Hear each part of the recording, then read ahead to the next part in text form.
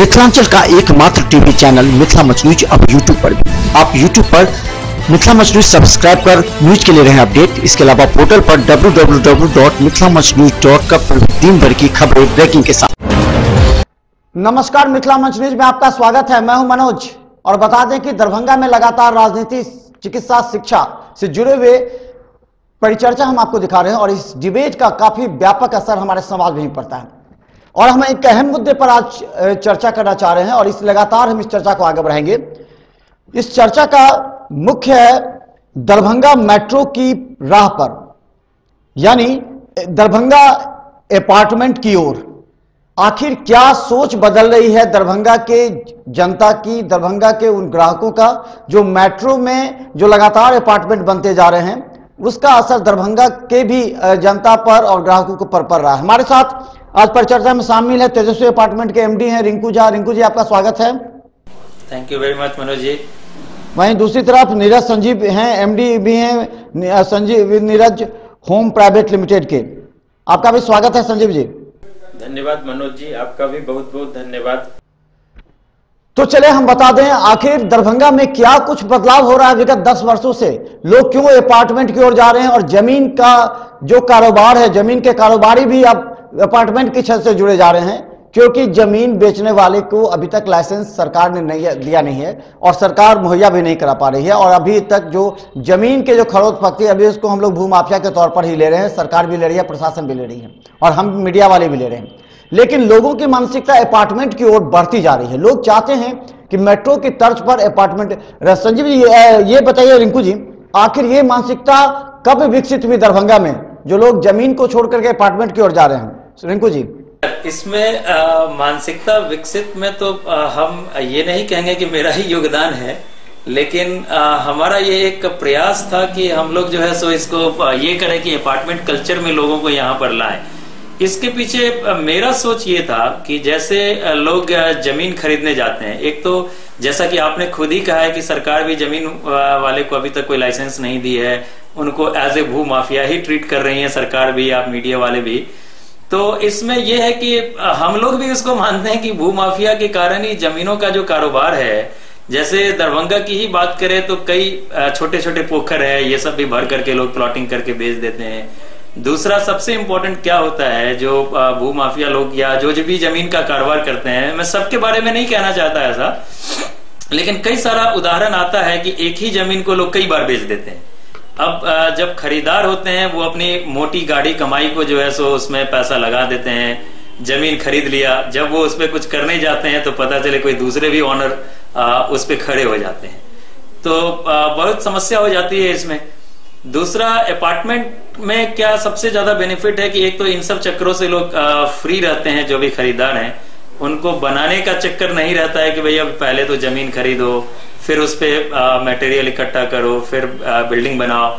तो एक तो बनाने की झंझट से वो फ्री हो जाते हैं, बना बनाया मकान मिल जाता है। सबसे बड़ी समस्या है सिक्योरिटी की। अगर आप जमीन लेकर के अपना मकान बना भी लेते हैं तो हर इंडिविजुअल आदमी से ये संभव नहीं हो पाता कि वो अपने घर में एक सिक्योरिटी गार्ड रखें और उसकी देखभाल करें।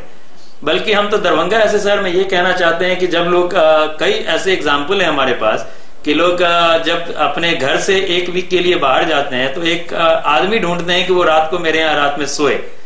तो इन सारी व्यवस्थाओं से अपार्टमेंट में लोग फ्री रहते हैं, बड़े इत्मीनान से घर को, अपने फ्लैट को लॉक किया और चले गए।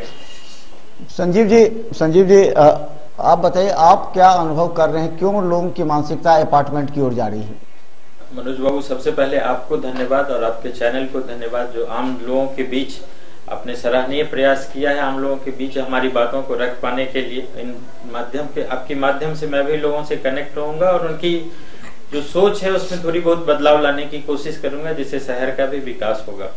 रही बात, पहला क्वेश्चन आपने किया था कि ये कब से विकास, लोगों की सोच अपार्टमेंट की तरफ रुझान कब से हुआ, तो सबसे बड़ी बात है कि 2012 से मुख्य तौर पे लोगों ने इस फील्ड में, कई सारे बिल्डर, रिंकू बाबू भी आए और भी कई सारे बिल्डर दरभंगा में उन्होंने काम स्टार्ट किया। लोगों की सोच थी अपार्टमेंट आए, उपलब्धता नहीं थी, लोगों के पास विकल्प नहीं था जमीन के अलावा अपार्टमेंट की तरफ। लेकिन जितने बिल्डर ने भी काम स्टार्ट किया है अपार्टमेंट की दुनिया में, अपार्टमेंट की तरफ, उनको दरभंगा की जनता के द्वारा बढ़िया सहयोग मिल रहा है, लोग भी आकृष्ट हो रहे हैं, लोगों की रुझान अपार्टमेंट परचेज की तरफ बढ़ रही है। सबसे बड़ी बात है, हम जिस व्यवस्था में रह रहे हैं, हमारे बच्चे, नई पीढ़ी बेंगलोर और दूसरे मेट्रो सिटी में विश्व के अनेक कोनों में अपनी जॉब वहां पे दे रहे हैं। तो गार्जियंस के पास सबसे बड़ी प्रॉब्लम समस्या आती है कि अगर अपने बच्चों के पास जाएं या छोटी मोटी फंक्शंस में जाए, जो रिंकू बाबू ने भी बताया कि सिक्योरिटी एक मेजर कंसर्न एरिया है, जिसके कारण लोगों का अपार्टमेंट की तरफ रुझान बढ़ रहा है। दूसरी सबसे बड़ी समस्या, बदलते हुए कॉमर्शियल एरा में हम लोग देख रहे हैं, हमारे पास पैसे पर्याप्त होता है बट समय का अभाव होता है। तो इस समय के अभाव के कारण हम चाह के भी खड़े रह के अपनी मकान को बना पाना, जमीन जो हम प्रोक्योर कर रहे हैं उस जमीन में, आपने भी बड़ा बढ़िया शब्द जोड़ा, जमीन के कारोबारी को मीडिया, प्रशासन या तमाम लोग भू माफिया की एक परसीव्ड वैल्यू है। शायद ये सही ना हो या हो, इसमें मैं नहीं जाना चाहता हूँ, परंतु जो सच्चाई है, लोगों को थोड़ा सा डर रहता है। इन सारी डर से, फियर से बाहर निकालने के लिए अपार्टमेंट एक सही विकल्प के रूप में, और मैं थोड़ा सा समय और ज्यादा लूंगा आपसे, एक देश की परिप्रेक्ष्य में अगर हम देखें तो सबसे बड़ी बात होती है, जब हम कंट्री वाइड सोच रहे हैं, एक एक कट्ठा जमीन लेके लोग जब अपनी मकान बनाते चले जाएंगे और जनसंख्या जिस तरीके से बढ़ती चली जा रही है, तो एक समय ऐसा आएगा कि कल्टीवेटेड लैंड, जो भी एग्रीकल्चर लैंड है, उसको भी हम आवासीय बनाते चले जा रहे हैं। जो सबसे बड़ा टिंकल पॉइंट है जिसको कि हमें कंट्रोल करना चाहिए, बहुमंजिली इमारत बना के एक कम एरिया में हम ज्यादा से ज्यादा लोगों को शिफ्ट करवा सकते हैं। एक नई सोच और नई समझ के साथ आगे बढ़ने की दिशा भी मिल सकती है। चलिए ठीक है, बहुत अच्छी बात। हम बता दें कि तमाम हम अपने दर्शकों को बता दें कि नई सोच बदलाव हो रहा है। जिस तरह दरभंगा विभिन्न क्षेत्रों में विकसित हो रहा है, उसी तरह दरभंगा में अब लोग भू माफियों से इतने तंग और अजीज हो चुके हैं कि वो चाहते हैं कि किसी ऐसी जगह अपार्टमेंट लेकर सुरक्षित रहें और वो अपने परिवार के साथ, क्योंकि उसमें प्रिविलेज ज्यादा होते हैं। लेकिन समस्या कई है, इस अपार्टमेंट की राह भी आसान नहीं है। हमने देखा है विगत कई वर्षों में अपार्टमेंट बनने की प्रक्रिया कई जगह काफी धीमी है, जिससे अविश्वास पनप रहा है। तो कई जगह जो स्ट्रक्चर बना हुआ है वो उस लेवल का नहीं होता, जिससे अभी आपने देखा बाढ़ में जो भास्कर आवास है उसमें करीब 5-6 फीट से ऊपर पानी था, लगभग 8-10 फीट पानी था, और ग्राउंड फ्लोर सभी खाली करने पड़े। तो इस तरह की समस्या है। भूकंप का समय है, भूकंप में लोगों को ये आश्चर्य रहता है कि अपार्टमेंट अगर ढह गया तो उनके पास बेस है ही नहीं। तो ये सारी समस्याओं पर हम जिक्र करेंगे क्योंकि ये दर्शकों का सवाल है। रिंकू जी, क्या अपार्टमेंट बनाने समय में कोई एक मापदंड तैयार होनी चाहिए कि अपार्टमेंट किस जगह बने, और अगर बनता है तो उसका आधार किस तरह होना चाहिए ताकि लोगों को भूकंप, बाढ़, पानी, हर तरह से उसको मुक्ति मिले और सुरक्षित हो सके? रिंकू जी सर, हम लोग क्या है कि जो आपने कहा भूकंप विरोधी, हम लोगों का जो स्ट्रक्चर का डिजाइन होता है, जो हम लोग अपार्टमेंट बनाते हैं, वो हम लोग उस पूरे मानक को ध्यान में रख कर ही बनाते हैं, जिसमें भूकंप विरोधी अपार्टमेंट बनता ही है। इसमें कहीं से कोई दोरा या कोई शक नहीं है। रही बात बाढ़ पीड़ित के लिए, तो शहर से बाहर जब भी हम जाते हैं, अब 4 लेन के नीचे अगर कोई अपार्टमेंट बनेगा और 4 लेन की नीचे लैंड से 4 लेन की हाइट ही हो जाती है, हम उम्मीद करते हैं कम से कम 15-20 फीट के आसपास। तो अगर हम उस लेवल तक लेके नहीं आते हैं तो बाढ़ की समस्या तो बनी रहेगी। ये तो बनाने वालों को भी थोड़ा सा ध्यान में रखना है, और सबसे इंपॉर्टेंट जो लेने वाले लोग हैं, वो जब अपनी गाड़ी कमाई, अपने पैसे जब उसमें लगाने जाते हैं, तो उनको भी ध्यान में रखना है कि भाई यहाँ बाढ़ की समस्या होगी कि नहीं होगी, भूकंप विरोधी है कि नहीं है। हम लोग तो पूरी तमाम कोशिश ये है कि जो भी मानक है, जो सरकार का मानक के अनुरूप ही बनाते हैं। दूसरा, एक और अभी आपका क्वेश्चन था कि कई जगह पर ऐसा है कि धीमी चल रही है, अपार्टमेंट का काम तो शुरू हो गया है लेकिन प्रोग्रेस उस हिसाब से नहीं है। तो इसमें कहीं ना कहीं हम लोग सरकार को भी दोषी मानते हैं। जैसे कि अभी दरभंगा शहर की बात करें, हम लोग तो दरभंगा में बेसिकली काम करते हैं। अब 4 महीने से बालू नहीं मिल रहा है, मिल रहा है तो 9,000 रुपए टेलर मिल रहा है, 8,000 रुपए टेलर मिल रहा है। अगर बालू की सप्लाई नहीं होगी तो अपार्टमेंट पे तो असर पड़ेगा ही। लोग जो छोटे मोटे घर बना रहे हैं वो भी नहीं बना पा रहे हैं। तो कहीं ना कहीं इसमें सरकार को भी दोषी मानते हैं। हो सकता है सरकार अच्छा करने के लिए ही कुछ कर रही हो, लेकिन सफर तो कर रहा है और काम की जो गति है वो धीमी हो जाती है। संजीव जी, हमने देखा, बाढ़ में भी देखा कि भास्कर आवास में हम लोग खबर बनाने गए थे, वहाँ पूरा 6 फीट पानी था, वहाँ के लोग त्राहिमाम करके भाग रहे हैं। तो एक मापदंड क्या होना चाहिए अगर अपार्टमेंट बने तो किस जगह बने, और उस सारे तथ्यों को नजर में रखते हुए बने ताकि लोग सुरक्षित हो सके, भागना नहीं पड़े छोड़ करके। संजीव जी, सबसे पहले एक व्यवसायी अपने, अगर मैं थोड़ी सी अपने स्वार्थ बस अगर आंसर न करूं इसको, तो मैं सबसे पहले ये कहना चाहूँगा, हर व्यवसायी अपने व्यवसाय से मुनाफा के लिए काम कर रहा होता है, लेकिन जब हम घर बनाते हैं तो निस्संदेह हमारा ये सोच होनी चाहिए हमारी कि हम किसी की सपनों को साकार करने जा रहे हैं। रही बात मापदंड कैसे तैयार हो, जैसे दरभंगा भूकंप की सेंसिटिव 5th जोन में है, तो हम लोग जहाँ भी कंस्ट्रक्शन कर रहे हैं इन मापदंड को हम 100% चाह रहे हैं कि इस मानक पे हम खड़े उतरें। रही बात शहर के आउटस्कर्ट्स एरिया में जितने भी भास्कर आवास या दूसरे जितने भी हमारे बिल्डर्स हैं काम कर रहे हैं, तो नगर निगम को अपना एरिया बढ़ाना पड़ेगा। नगर निगम किसी भी जो भी कंसर्न अथॉरिटी है वो अपना नक्शा पारित करने से पहले उस अथॉरिटी को पूरी ईमानदारी और निष्ठा के साथ लोगों की सोच और सपनों को साकार करते हुए अप्रूवल देना पड़ेगा। मानक नगर निगम को भी तय करना चाहिए। बिल्डर की भी ये सोशल रिस्पॉन्सिबिलिटी है कि उस एरिया में हम ना जाएं जो लो लैंड है, जहाँ पे कि पानी जल जमा होने की संभावना हो सकती है। तो कहीं न कहीं ये बिल्डर की जो सुनिए, आपके माध्यम से ही मैं बोलना चाहता हूँ, नगर निगम तमाम बिल्डर एक साथ बैठ के एरिया भी डिसाइड कर सकते हैं और एक अच्छी सोच के साथ, एक अच्छी पहल के साथ समाज का विकास और नई जो सर इसमें बीच में ये रोकना चाहेंगे कि जो नगर निगम क्षेत्र से बाहर है उसमें तो नगर निगम का कोई अपना होल्ड नहीं रह पाता है। नहीं, जो भी नगर निगम, मेरा कहने का मतलब है नगर निगम is not only body who can approve the map, उसके अलावा भी जो भी कंसर्न अथॉरिटी है कहीं पे भी अगर हम अप्रूवल लेते हैं जो तो निगम के क्षेत्र के बाहर के हैं उन पर किसकी अंकुश होना चाहिए, किसको निगरानी रखनी चाहिए? वहाँ के सीओ होंगे या फिर सदर के सीओ हो या कोई तो ऐसा होगा रिंकू जी? सदर होंगे या मुखिया से भी लोग पास करवा करके मुखिया से मैप पे ये साइन करवा लेते हैं और अपना कंस्ट्रक्शन स्टार्ट कर देते हैं। ग्राम पंचायत के मुखिया जी, ग्राम पंचायत के मुखिया उसके अप्रूविंग अथॉरिटी होते हैं, लेकिन जस्ट वो फॉरवर्डिंग है, वो पास होगा डिस्ट्रिक्ट मजिस्ट्रेट की ऑफिस से ही। वो हो नहीं पाता ना सर, वो हो नहीं पाता है। हम उम्मीद करते हैं, ये मेरा मानना है कि जो भी नगर निगम क्षेत्र से बाहर जो भी कंस्ट्रक्शन होता है वो ग्राम पंचायत के मुखिया लेवल से ही उसका अप्रूवल ले लेते हैं और वो काम स्टार्ट कर देते हैं। जी जी, जैसे रिंकू बाबू ने अपने शब्दों में बोला था कि सिर्फ बनाने वालों को नहीं, खरीदारों को भी ये ध्यान रखना होगा बिल्कुल कि हम कहाँ पे अपना घर ले रहे हैं। जहाँ पे भी हम अपना घर ले रहे हैं तो आपका ये अधिकार बनता है, खरीदारों का अधिकार बनता है कि जो भी जिस बिल्डर से आप मकान ले रहे हैं उनके अप्रूविंग अथॉरिटी ने उसको अप्रूव किया है कि नहीं, उन सारी चीजों को आप देख के मकान को खरीदें। लो लैंड एरिया में अगर ग्राम पंचायत एक चीज हम जाने का प्रयास करें। देखिए, दरभंगा में अंदर रहने वाले लोग जो दरभंगा के वासी हैं अभी, उनकी सोच, जो दरभंगा के लोग बाहर रह रहे हैं, दिल्ली में, बम्बई में रह रहे हैं, पुणे, हैदराबाद रह रहे हैं, ये लोग जानते हैं कि अपार्टमेंट का क्या ढांचा है, क्या स्वरूप है, किस तरह उसको, लेकिन दरभंगा के लोगों को समझाना और अवेयरनेस एक बहुत बड़ा चुनौती हो सकता है अपार्टमेंट के लिए। अभी उनको विश्वास नहीं हो पाता। हाँ, आपका प्रयास सराहनीय है। ये माध्यम है जिसके कारण, जिन माध्यम से लोग अवेयर होंगे, लोग एक दूसरे को जानेंगे। लेकिन सबसे बड़ी बात क्या है कि दरभंगा अभी तक जितने भी हमने फ्लैट बेचा और जो भी हमारे संपर्क में फ्लैट परचेजर, तो मैं एक बात भली बात ही कहना चाहता हूँ, फ्लैट परचेजर हमारे वही हैं जो बेंगलोर, मुंबई और अदर स्टेट्स में अपना काम कर रहे हैं, अपनी जॉब कर रहे हैं। मैक्सिमम शेयर परसेंटेज जो है उन्हीं का है परचेजर्स का, तो वो भली भांति इससे अवगत हैं, सारी जानकारी उनके पास सर।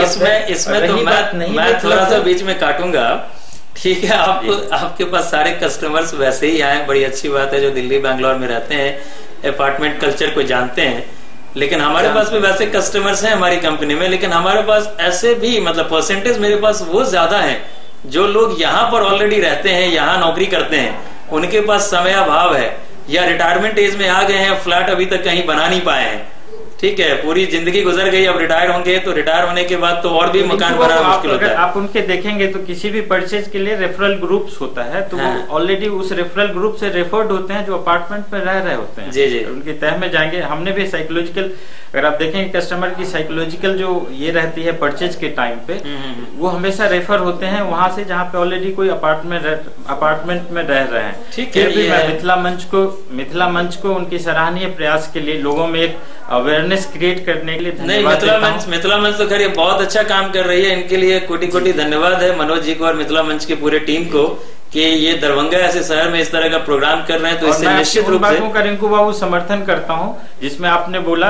कि लोगों को कंसेस होना चाहिए। सरकार को लोगों को, भाई लोग तो अपना पैसा लगा रहे हैं ना, हम तो बना के बेच रहे हैं। मैं अपनी ही बात अगर करूं, हम लोगों के सपना साकार करने के लिए अपार्टमेंट बनाते हैं, फ्लैट बना के बेचते हैं, लेकिन ये मेरा पहला व्यवसाय भी है, ये मेरा व्यवसाय भी है, व्यापार भी है।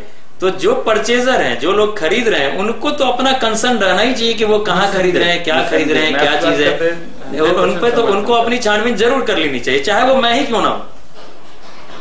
तो चले हम बता दें अपने दर्शकों को, हम बहुत अहम मुद्दे पर चर्चा कर रहे हैं, क्योंकि दरभंगा जो बदलाव की ओर जा रहा है और खासकर जो भूमाफियों की वजह से तंग और परेशान है, आजीज हो चुके हैं, जिनके लाखों रुपए, हम अभी आपको एक घटना बता देते हैं। मोहम्मद राजा नाम का भूमाफिया जो अभी जेल के अंदर बंद है और उसने कई लोगों का पैसा हड़प लिया। अभी जो शांति, अभी आपको जेल कोना के पास एक जगन्नाथ झा जी हैं जो खुद इसके काम करते हैं, उनका 50 लाख की संपत्ति सकरी रोड में 50 लाख रुपए उन्होंने दे दिया, लेकिन जमीन को मालिक को नहीं मिलके बिचौलिए खा गए, जो मोहम्मद राजा का भांजा बताया जाता है। तो इस तरह भी केस चल रहा है और ये सारा जो है, इससे लोगों में भय उत्पन्न हो रहा है और लोग चाहते हैं कि सबसे झंझट से बचें और हम अपार्टमेंट की ओर जाएं।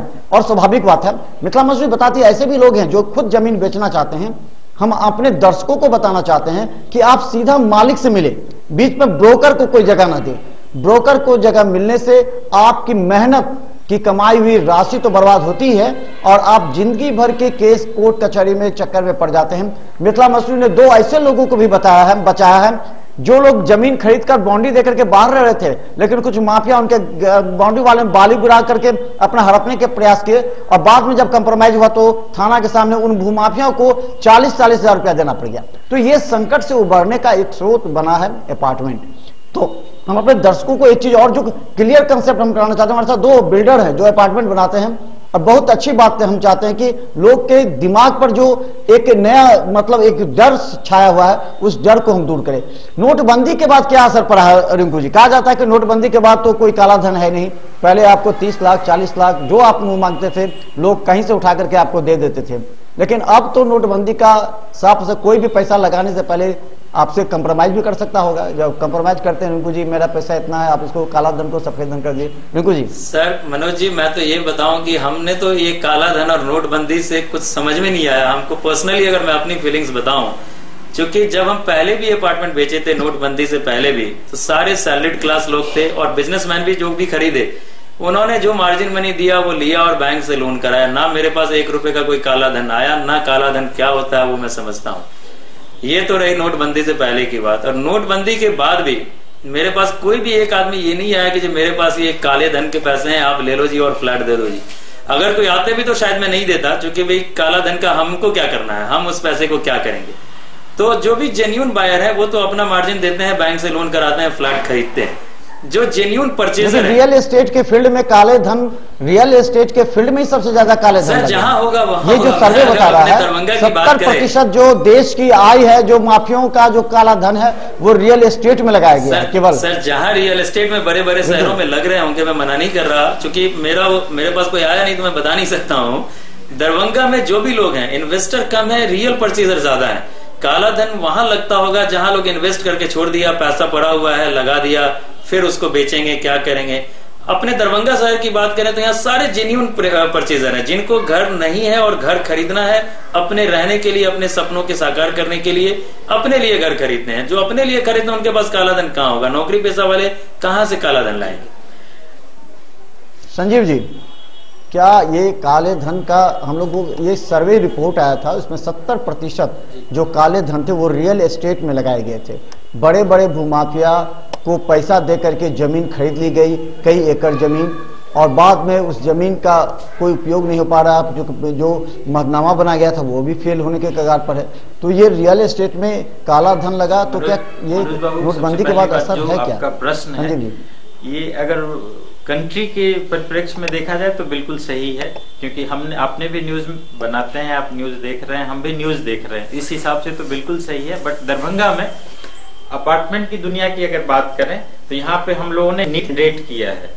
अपार्टमेंट की तरफ लोगों की उत्सुकता नहीं थी, हमने अपार्टमेंट बनाना चालू किया, लोगों से मिलना शुरू किया, तो हमारे परचेजर अभी भी जो हमारी तरफ अट्रैक्शन है वो डायरेक्ट परचेजर के हैं, जो उन्होंने रिंकू बाबू ने भी बताया।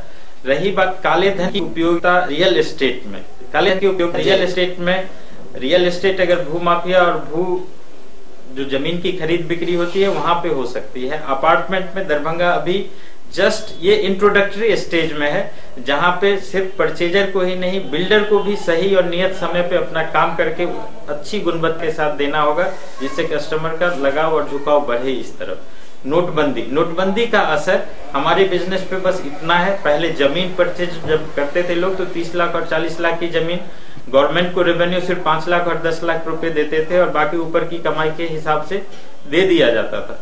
अब वो लेन देन की प्रक्रिया समाप्त होगी तो स्वाभाविक तौर पे इंक्लाइंड है लोग हमारे अपार्टमेंट को परचेज करने के लिए। तो नोटबंदी का असर अपार्टमेंट की बिजनेस पे छोटी शहरों पे पॉजिटिव रहेगा, ये मेरा मानना है।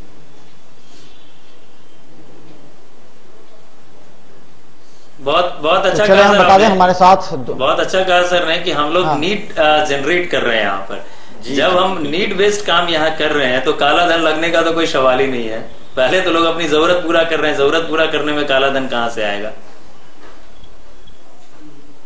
चलें तो हम बता दें हमारे साथ 2 अपार्टमेंट बिल्डर हैं हमारे साथ, और जो हमारे दर्शकों की, जो हमारे यहाँ दरभंगा के ग्राहकों की, और हम बता दें इसे हम YouTube पर भी अपलोड करते हैं और इसमें हम पूरा इन्फॉर्मेशन देंगे ताकि जो लोग इस संबंध में जानकारी हासिल करना चाहेंगे, हमारा हेल्पलाइन नंबर टीवी स्क्रीन पर और YouTube पर चल रहा है, आप हमसे जानकारी ले सकते हैं ताकि हम सही सुझाव दे सके। क्योंकि मिथिला मंच न्यूज कभी नहीं चाहता कि कोई भी ग्राहक किसी भी मामले में फंसे, उसके मेहनत, दिन रात की मेहनत की कमाई उसका पानी की तरफ बह जाए और बेकार हो जाए, तो हम नहीं चाहते। लेकिन 2 शंकाएं हैं ग्राहकों को, उसे हम दूर करना चाहते हैं। ये रिंकू जी, हमने देखा है कि जिसके पास पैसा नहीं है, क्या जैसे कार नहीं है तो कार लोन फाइनेंस करवाता है, क्या आप लोग एक सिस्टम डेवलप कर सकते हैं कि जिसको अपार्टमेंट लेना है वो बैंक से, और आप उसको अपने यहाँ से बैंक से उसको लोन दिलवा करके या फिर उसको कर, जैसे कि कार लोन होता है उस तरह का फ्लैट लोन अपार्टमेंट में, इस तरह का आप लोग व्यवस्था करवा सकते हैं क्या? मनोज जी, हम लोग व्यवस्था करवा सकने की बात नहीं है, ऑलरेडी व्यवस्था किए हुए हैं। जो भी परचेजर हमारे पास आते हैं उनको हम फ्लैट बेचते हैं तो हाउसिंग लोन हम लोग खुद अपने लेवल से ही परस्यू करके, जैसे जो भी बैंक लोग से टाई अप है हम लोगों का, जैसे पंजाब नेशनल बैंक है, स्टेट बैंक है, बैंक ऑफ इंडिया है, इन बैंकों से हमने अपने प्रोजेक्ट में लोन करवाया है।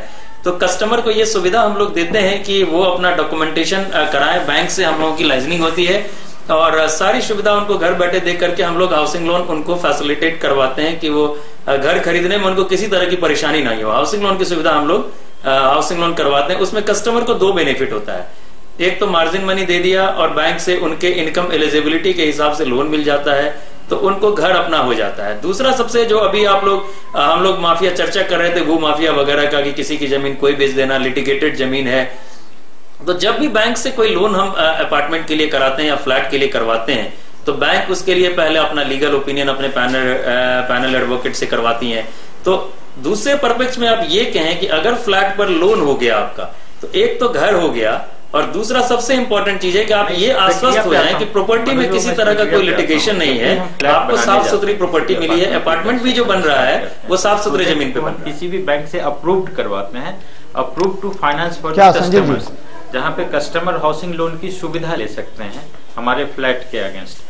तो अगर आप बैंक में विजिट करेंगे, state bank of India, bank of India और किसी भी हमारी प्रोजेक्ट की चर्चा करेंगे, तो बैंक मैनेजर आपसे उतने ही डॉक्यूमेंट्स की, इनकम प्रूफ के अलावा उतने ही डॉक्यूमेंट्स की डिमांड करेंगे जितने अकाउंट ओपनिंग के लिए होती है। और जैसा इन्होंने बोला, प्रोजेक्ट जैसे ही हमने अप्रूव करवा लिया तो लीगल ओपिनियंस, सर्वेयर्स, सारे लोगों ने हमारे प्रोजेक्ट को अप्रूव किया होता है, कस्टमर इजिली उसको फाइनेंस करवाते हैं। ये था भू माफिया के साथ। तो भू माफिया 100% मैक्सिमम अमाउंट कस्टमर से लेते थे।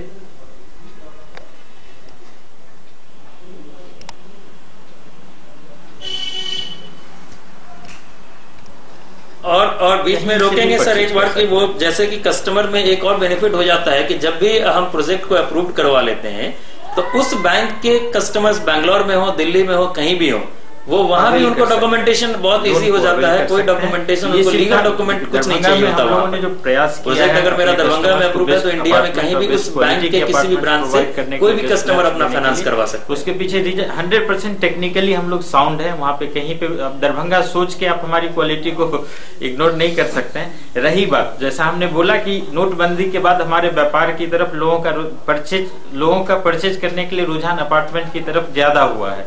उसके पीछे रीजन सबसे बड़ी यही है, 30 लाख का फ्लैट अगर कोई हम बेच रहे हैं तो कस्टमर 5 लाख और 6 लाख रुपया बैंक को मार्जिन मनी देके हमसे वहां से लोन उठा सकते हैं, बैंक से लोन अवेल कर सकते हैं। और 9 पार्ट में बैंक उनको एक बार में बैंक सारे पैसे बिल्डर को हैंडओवर नहीं कर रही है। बैंक लैंडओवर को बिल्डर्स को पैसा दे रही है, बुकिंग के अमाउंट के टाइम पे margin money, first roof slab के टाइम पे, फिनिशिंग के टाइम पे, डिफरेंट स्टेजेस पे जिस तरीके से हम काम बढ़ाते चले जाते हैं। जी जी जी जी बैंक उस तरीके से दे रही है। डिफरेंट स्टेजेस, जो भी हम लोग स्टेज डिसाइड किए रहते हैं उस पर बैंक पैसा देती है। तो चलें बता दें ये दर्शक को, ये हमारे ग्राहकों के लिए भी सुरक्षित है, क्योंकि आप किसी भी बिल्डर को बैंक के थ्रू अगर पेमेंट देते हैं तो आपका पैसा फंसने का भी कोई चांसेस नहीं होते हैं। आपको लगता होगा कि आपका पैसा कोई भूमाफिया खा जाता हो, ये इसमें कोई चांस नहीं है। आप इसमें पूरी तरह सुरक्षित हैं, क्योंकि बैंक आपके डॉक्यूमेंटेशन के आधार पर और जिस अपार्टमेंट को आप खरीदने के लिए इच्छुक हैं उस अपार्टमेंट के बिल्डर को पैसा उसके अकाउंट में जाता है, तो इससे आपका पैसा भी सुरक्षित होता है। तो चले हमारे साथ अहम बात पर चर्चा हो रही है और हम लगातार दर्शकों को करें कि अगर आप दरभंगा में अपार्टमेंट लेना चाह रहे हैं तो बहुत सोच समझ कर फूक फूक कर कदम लीजिए। मिथिला मंच न्यूज का ये कार्यक्रम निश्चित तौर पर आपको अवेयर करेगा। अगर आप इस संबंध में कोई भी सूचना लेना चाहते हैं तो मिथिला मंच न्यूज के टीवी स्क्रीन पर नंबर चल रहा है, हेल्पलाइन, आप उस पर ले सकते हैं। एक शंका और भी है, हम बताना चाहेंगे हमारे दर्शकों को। अगर मान लीजिए कोई भी आपदा आती है, कोई भी आपदा, भूकंप हो गया, तो भूकंप में अगर कोई भी मकान क्षतिग्रस्त होता है तो उसका आप लोग किस तरह मुआवजा देते हैं, या किस तरह वो फिर अपनी मकान को अपने मेहनत की कमाई जिसे पूंजी के रूप में वो लगा चुका है अपार्टमेंट में, अगर क्षति होता है तो किस तरह उसकी भरपाई होगी? रिंकू जी। सर देखिए, क्षति की इसमें एक तो जैसे आप भूकंप की बात करते हैं तो हम लोग तो भूकंप रोधी मकान बनाते हैं, लेकिन फिर भी आपदा तो आपदा है, कभी भी आ सकती है। तो जैसे पहले ये होता था कि भाई अपार्टमेंट में कोई लैंड में शेयर नहीं होता था, अब तो हम लोग तो कंफ्यूजन ये भी बीच में आपको आपके सवाल से हट के थोड़ा ये बताना चाहते हैं कि यहाँ के लोगों में पहले इंश्योर्ड भी करवाते हैं। जिस प्रोजेक्ट पे हमने कस्टमर्स की पैसा फंसा हुआ है तो हमारा भी पैसा एज ए बिल्डर हमने भी पैसा फंसाया होता है, तो हम उस प्रोजेक्ट को फाइनेंस करवा, ये इंश्योर्ड करवा लेते हैं किसी भी प्राकृतिक आपदा से बचाव के लिए, जिसमें कस्टमर भी सुरक्षित होते हैं और हम भी सुरक्षित होते हैं। जी सर, ये तो टिल पोजीशन तक ना? हाँ, लेटर ऑन कस्टमर अपनी इंश्योरेंस भी करवा सकते हैं वो। सर ये तो टिल पोजीशन तक इंश्योरेंस हम लोगों का होता है। टिल पोजीशन हम लोग पार्टी को रजिस्ट्री कर देते हैं, जैसे ही अपना हाउसिंग लोन लिया उस इंश्योरेंस की लायबिलिटीज खत्म हो जाए। एग्जैक्टली, हाँ, वो तो प्रोजेक्ट इंश्योरेंस हम लोग कराते हैं अपने प्रोजेक्ट तक की, टिल पोजीशन तक। बट मनोज जी का क्वेश्चन ये था कि भाई कस्टमर को अगर कोई आपदा आती है आफ्टर जब उनको हमने फ्लैट हैंडओवर कर दिया, हाँ, यहाँ पे उसमें तो फिर कस्टमर को भाई अगर इंडिविजुअल लैंड पे भी कोई अगर बनाते हैं मकान और उनका कोई अगर आपदा विपदा आती है, आपदा कोई होती है, तो उनकी जिम्मेवारी तो परचेजर की ही होती है। लेकिन जो आप पूछना चाह रहे हैं मनोज जी, हम थोड़ा सा बीच में आपको ये कहना चाह रहे हैं, जो शायद वो क्वेश्चन ये आप समझना चाह रहे हैं कि उस लैंड का क्या होता है। भाई अपनी पर्सनल आपदा को तो कस्टमर जो भी परचेजर है जिनका अपना घर है उन्हीं को देखना पड़ेगा कि वो उसको फिर से इंश्योर्ड करवा ले जब रजिस्ट्रेशन हम लोग कर देते हैं उनके नाम से। इसमें दो कंसर्न है। देखिए, भू माफिया जो है, रिंकू जी और संजय जी बता दें, भू माफिया और अपार्टमेंट के बीच में जो दूरी है और जो मुख्य मुद्दा आता है वो यही कन्विंस करने का प्रयास करते हैं भू माफिया जो जमीन बेचते हैं कि अगर भूकंप, दरभंगा जो है सो भूकंप के जोन में है, अगर भूकंप आता है, अगर आपका एक भी मकान ध्वस्त हो गया तो आपका सारा पैसा बर्बाद हो गया। ये मुद्दा उन लोगों ने हैंडओवर कर दिया।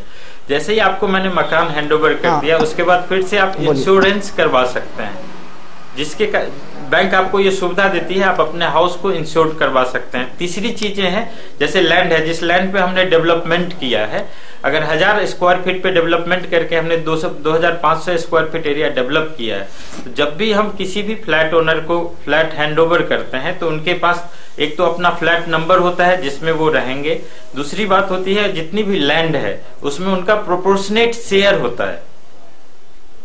जी जी जी जी, प्रोपोर्शनेट शेयर। हाँ,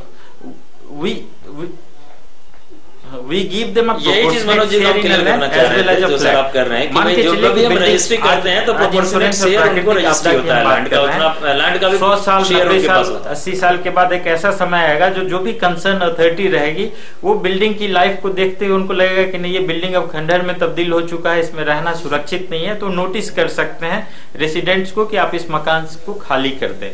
जैसे उनके पास ये नोटिस जाएगा, आज की डेट पे हम डेवलपमेंट कर रहे हैं, शहर में विकास हो रहा है, उस समय जब शहर अपनी मैच्योर स्टेज पे रहेगा तो उस टाइम पे रीडेवलपमेंट आएगा। अगर एज ए बिल्डर हम एग्जिस्ट कर रहे होंगे तो उसको हम भी रीडेवलप कर सकते हैं, या फिर सोसाइटी जो भी जहां पे भी हमने अपार्टमेंट बनाया सोसाइटी बना के हैंड, उस समय पुराने ग्राहक प्रोपोर्शनेट शेयर है लैंड में, मान के चले कि अभी G+4, तो उस समय पुराने ग्राहकों की क्या रहेगी? उस समय जो पुराने उनका तो लैंड ऑलरेडी है ना, उनका तो शेयर है ही है लैंड में। नहीं मनोज बाबू हमको क्लियर करने अच्छा, दीजिए, एक बता, हो जाएगा। जैसे मकान होता है जो गवर्नमेंट देती है, बिल्डिंग की रेसिडुअल लाइफ 90 इयर्स हुई है, 90 साल का, उसके बाद रीडेवलपमेंट होगा। G+4 का अप्रूवल है शहर में कि G+4 G+5 का अप्रूव कर सकते हैं। हो सकता है कि हमारे पास इंफ्रास्ट्रक्चर बढ़े और 20 मंजिला मकान बनने की दरभंगा में हैसियत हो जाए, तो उस टाइम पे जितने भी मकान मालिक हैं फिर से निगोशिएशन, जमीन ये जितने भी फ्लैट ओनर्स हैं, जो सोसाइटी रहेगी और बिल्डर के बीच निगोशिएशन होगा,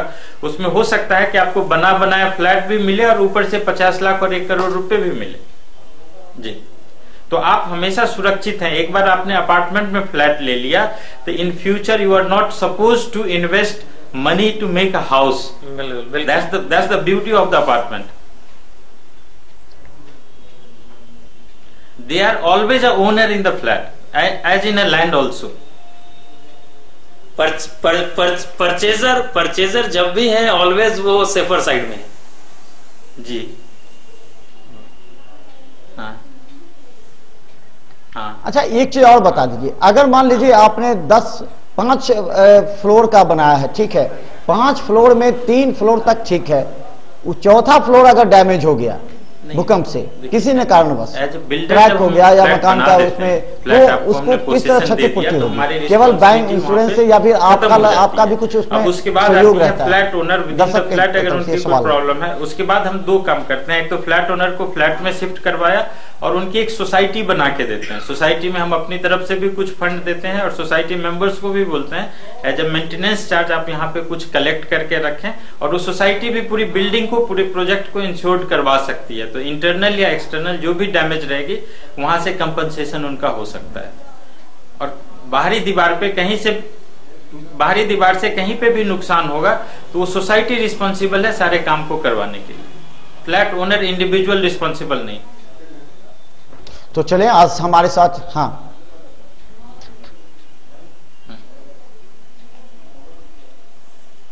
तो चले, बहुत बहुत धन्यवाद। मनोज जी, सिर्फ आप ये समझे कि हम लोगों की रिस्पॉन्सिबिलिटी तब तक है जब तक कि हमने आपको पोजीशन नहीं दे दिया, आपकी फ्लैट आपको रजिस्ट्री आपके नाम करके नहीं दे दिया। जब टोटल फ्लैट हमने रजिस्ट्री कर दिया तो सोसाइटी बन गई, इसके बाद सारी रिस्पॉन्सिबिलिटी सोसाइटी की है एंड इंडिविजुअल ओनर की है, बिल्डर इसके बाद कहीं नहीं रहता। तो चले हम बता दें, हमारे साथ 2 अपार्टमेंट बिल्डर हैं हमारे साथ, और बहुत अहम मुद्दे पर चर्चा हो रही है, और हमें लगता है कि हमारी इस चर्चा से दरभंगा के उन ग्राहकों को जो अपार्टमेंट खरीदने या जमीन खरीदने के लिए इच्छुक हैं उनको कुछ सोचने पर विवश होना पड़ेगा कि आखिर वो क्या करे।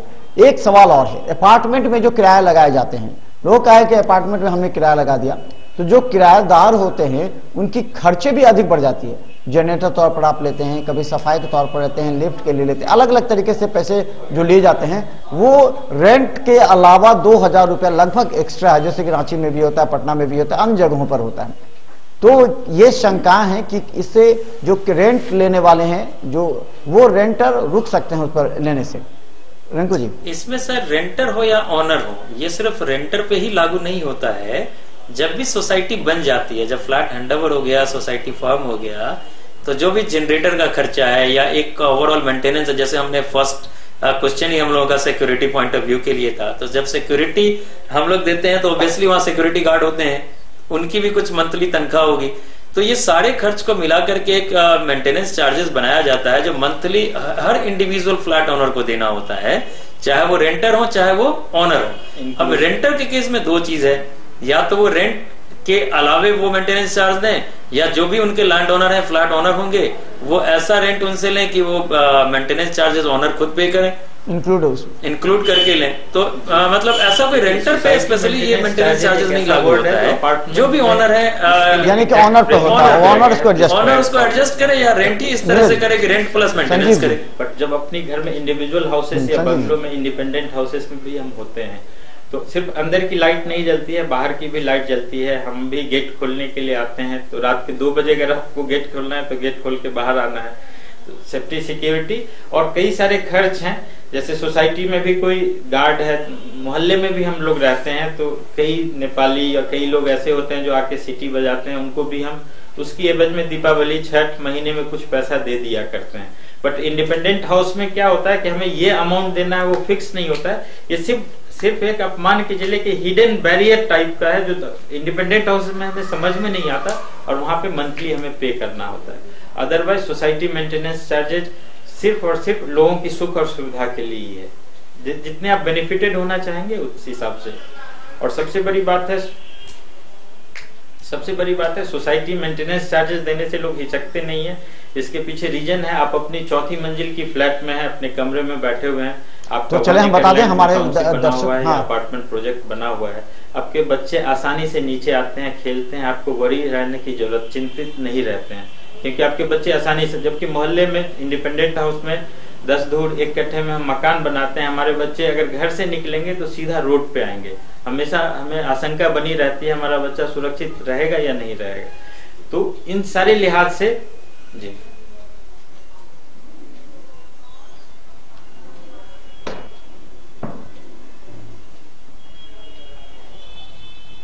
तो चले, बहुत बहुत धन्यवाद। हमारा समय लगभग पूरा हो चुका है, लेकिन हम अंतिम समय सवाल, हमारा जो और महत्वपूर्ण सवाल है कि हम बता दें कि हमारे दर्शकों को हमने ये कार्यक्रम दिखलाया है, इससे बहुत कुछ निर्णय लेने में सहूलियत है। क्योंकि एक तरफ वो भूमाफिया जो जमीन बेच करके, जो कि लाइसेंस उनके पास नहीं है, वो गलत तरीके से अपने ब्रोकर के थ्रू, एक आदमी 4-4 ब्रोकर रखता है, एक ब्रोकर के बाद दूसरा और सबको शेयर होता है। इससे आपके मकान जमीन की राशि भी अधिक बढ़ जाती है और आपको कहीं फंसना भी पड़ जाता है और कोर्ट केस कचहरी में फंस जाते हैं और आपका सपना पूरा नहीं हो पाता है। ऐसे लोगों के लिए अपार्टमेंट एक नया ऑप्शन बना है कि आप बैंक से ही लोन लेकर के आप दे दें तो आपका पैसा भी सुरक्षित है और आपका मकान भी बनकर तैयार हो जाएगा और आप उसमें रह भी सकते हैं। एक जो शंका आ रही है सबसे ज्यादा क्वालिटी की, कई ऐसे अपार्टमेंट है जो बनते बनते ढह जाते हैं, कई अपार्टमेंट है जो बनते बनते जब हैंड ओवर करते उसके बाद ढहते हैं। तो कई तरह की बातें आती हैं, तो लोगों को कहना है कि हम अपने मेहनत से अपने तरीके से बनाते हैं तो वो एक अलग जो सॉलिड होता है, जो बेस सॉलिड होता है, और लोग जो अपार्टमेंट कई बना के जाते हैं उसमें मिलावट होता है, तो उस वजह से उनको ये शंका है। रिंकू जी, ये सर इसमें कहीं से कोई शंका की बात नहीं है, ये तो सिर्फ सोच की बात है। मैं अगर बताना चाहूँ, क्योंकि जो इंडिविजुअल लोग मकान बनाते हैं उनसे कहीं भी गुणवत्ता ज्यादा हमारे अपार्टमेंट जो हम लोग बनाते हैं उसमें रहती है। इंडिविजुअल लोग उतने गुणवत्ता का ध्यान नहीं रख पाते हैं, ना उस तरह से जो मटेरियल हम लोग यूज करते हैं, जितने mm का लोहा देते हैं हम लोग, 16 mm 20 mm तक भी दिया जाता है, इवन 25 mm तक भी कभी कभी हम लोग को यूज करना पड़ता है, डिपेंड्स ऑन स्ट्रक्चर। तो ये कभी भी इंडिविजुअल लोग अपने मकान में नहीं बनाते हैं। ये सिर्फ सोच की बात है कि नहीं ये ऐसा इस कमजोर हो रहा है, ये कमजोर बन रहा है या इसमें मिलावट है। और जिनको भी इस तरह का डाउट है, जो भी परचेजर अगर कोई है और डाउट है, तो हम लोग तो ये ओपन बोलते हैं कि आप जब भी कोई कंस्ट्रक्शन में आप आकर के देखें कि भाई हम लोग किस तरह का काम कर रहे हैं और आपके सेटिस्फेक्शन के हिसाब से काम हो रहा है कि नहीं हो रहा है। ओपन है, चूंकि हम कोई छुपा के कोई काम और कोई गलत काम तो करते नहीं है, कि गुणवत्ता में कोई कंप्रोमाइज करते नहीं है कि इस तरह की बातें हम लोग सोचेंगे। और इसलिए ओपन किए हुए कि कोई भी परचेजर वहां पर के जब मन करे आप इसको देख सकते हैं आकर के कि भाई आपके क्वालिटी के हिसाब से या जो भी हमारा क्वालिटी, जो भी पैरामीटर हमारा है उस हिसाब से हम लोग इसको बना रहे हैं कि नहीं बना। परस्यूड वैल्यू है कि नहीं, गुणवत्ता पे कहीं कोई कंप्रोमाइज नहीं करेंगे, उसमें क्वालिटी नहीं रखेंगे। जबकि सच्चाई यही है हम मकान जब बनाने जाते हैं तो व्यापार है ये हमारा, हम चाहते हैं कि एक कस्टमर अगर हमारे सेटिस्फाइड है तो उनके माध्यम से हमारे 5 अगले कस्टमर भी आएंगे। तो क्वालिटी में हम कहीं कंप्रोमाइज नहीं करते हैं। मकान जो धंसना बोलते हैं कि मकान गिर जाता है, ढह जाता है, वो हमेशा खराब क्वालिटी के कारण नहीं होता है, कई बार एक्स्ट्रा लोडिंग के कारण हो जाता है। जहां पे चाहिए 8 mm रॉड, हमने 16 mm और 30 mm रॉड दे दिया, वहां पे लोड सहन नहीं कर पाता, मकान गिरती। अपार्टमेंट बनाने वाले जितने भी बिल्डर हैं, व्यवसाय को लाइफ टाइम कंटिन्यू रखना चाहते हैं, तो क्वालिटी से कोई कंप्रोमाइज नहीं करना चाहता। इसके अलावा भी हमने जहां भी अपार्टमेंट बनाया है, हमने एक कस्टमर ऑडिट कमेटी बनाया है, उनको रैंडम विजिट करने के लिए इनवाइट करते हैं कि जब भी आपकी इच्छा हो, किसी भी समय आप कैंपस में हमारे यहाँ बनते हुए कंस्ट्रक्शन में कहीं भी आपको अगर क्वालिटी पे लग रहा है, कंसर्न एरिया है, आप हमसे डिस्कस कर सकते हैं। संजोग बस अभी तक ऐसा कहीं से कंप्लेन नहीं मिला। जी कभी भी जी। तो चले, धन्यवाद आप दोनों का। और हम बता दें, निश्चित तौर पर होना भी नहीं चाहिए, क्योंकि ये क्वालिटी पैसा ही नहीं जाता बल्कि जान मान का नुकसान भी होता है और लोगों में अविश्वास भी फैलता है। कई बार हमने देखा है कि जो सरकार ने कई अपार्टमेंट को गिरा दिया इसलिए कि उनके मापदंडों पर खरा नहीं उतर रहा था और उसे घाटा होने की संभावना थी। तो ऐसे में क्वालिटी मेंटेन करने की आवश्यकता। तो मिथिला मंच न्यूज के कार्यक्रम से दीजिए इजाजत, लेकिन हम आपको बता दें जो इस पूरे डिस्कशन का जो निचोड़ है वो हम आपके सामने रखते हैं कि अगर भूमाफिया के द्वारा आप पीड़ित हैं और आप चाहते हैं कि ब्रोकर आपके बीच में आकर के आपके जीवन को बर्बाद ना करे, तो आप अपार्टमेंट की ओर निश्चित तौर पर एक बार मुड़कर देखिए। पैसा जो आपका लगता है, हो सकता है कि अब को 5 लाख, 7 लाख, 10 लाख ज्यादा लग सकता है, लेकिन वो आपका सुरक्षित है और लंबे समय तक आप उसमें सुरक्षित रह सकते हैं। आपको सारी सुविधाएं उपलब्ध होंगी और जो अपार्टमेंट है वो टाउन के अराउंड होती है, टाउन के बीच में होती है, तो इससे आप शहर के बाजारों तक भी आसानी से पहुंच सकते हैं। इस तरह की सारी समस्याएं हैं जिस वजह से आप पूरी तरह अपार्टमेंट की ओर सुरक्षित हैं। अगर इस संबंध में आप कोई भी जानकारी लेना चाहते हैं तो आप मिथिला मंच न्यूज के वेबसाइट और मिथिला मंच न्यूज के यूट्यूब पर नीचे जो हेल्पलाइन नंबर आ रहा है, आप उस पर पूछ सकते हैं, जानकारी ले सकते हैं। हम आपको सही सुझाव देंगे, क्योंकि हम नहीं चाहते हैं कि हमारे दर्शक कभी भी किसी गलत तरीके से गलत व्यक्ति के हाथ में पड़कर अपनी जिंदगी भर की कमाई को लुटा दें। हम अंतिम में आप दोनों से एक एक करके पूछना चाहेंगे कि रिंकू जी, आपने कहाँ कहाँ अपार्टमेंट बनाया है और कहाँ आपका अपार्टमेंट कार्य कर रहा है, अभी आपके लोकेशन कहाँ कहाँ है? रिंकू जी। एक तो सर हम लोगों ने बेला गार्डन में बनाया है, जो अपार्टमेंट हमारा कंप्लीट हो चुका है, और दूसरा प्रोजेक्ट है लहरियासराय में बेलवागंज बोलते हैं, लाइट हाउस सिनेमा हॉल के पास, जहाँ भी एक पार्ट हमने कंप्लीट कर दिया है, उसमें लोग शिफ्ट हो चुके हैं और दूसरे पार्ट का कंस्ट्रक्शन अभी स्टार्ट करेंगे। तीसरा प्रोजेक्ट अभी हमारा बलभद्रपुर में चल रहा है, लहरियासराय टावर से थोड़ा सा अंदर जा करके, जिसमें भी अभी हम लोगों ने पोजीशन नहीं दिया है, बट उसको उम्मीद करते हैं कि होली 2018 के आसपास पोजीशन देना स्टार्ट करें। दिल्ली मोड़ पे भी हमने पोजीशन दिया। संजीव जी, आपका कहाँ कहाँ लोकेशन है और आप कहाँ कहाँ कार्य कर रहे हैं? परिवार सदन अपार्टमेंट उर्दू बाजार में भी हमने हैंड ओवर किया कस्टमर को। यही हमारा सेट है।